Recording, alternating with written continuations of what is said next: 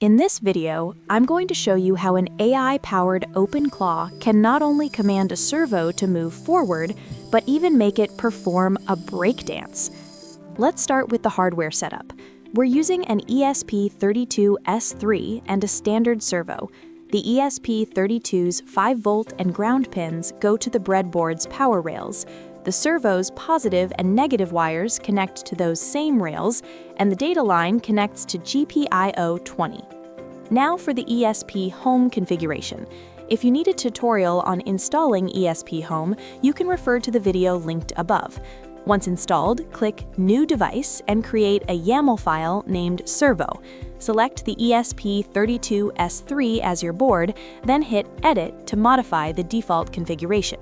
I'll simply paste in my prepared code here. Let's break down the key parts of the code, starting with the Wi-Fi settings, where we set the credentials with a static IP to ensure it's on the same local network as Home Assistant. Next, we have the output and the servo definition. In the servo section, we link to the PWM output on GPIO 20 and calibrate the min and max levels to define the rotation limits. I've also included a number component and specific buttons for servo forward, servo backward, and servo stop. To add more control, I've included servo forward for duration and servo backward for duration. Once you flash this firmware,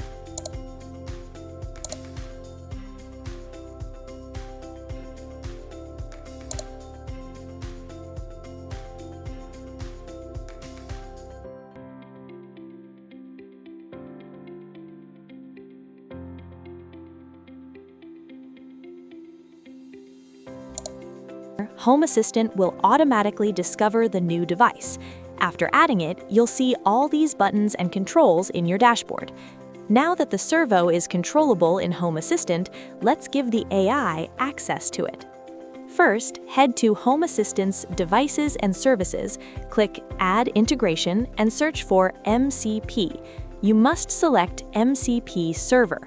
This opens a secure channel for an external agent like OpenClaw to connect to. With the server running, we'll connect it to OpenClaw. Just open a chat with your ClawBot and input Add Home Assistant MCP Server with URL and long-lived access token. OpenClaw will automatically install the necessary skill. If you check the config folder, you'll see a new mcporter.json file containing your Home Assistant MCP server's connection details. Let's run our tests. First, a simple command. Control the servo to move forward.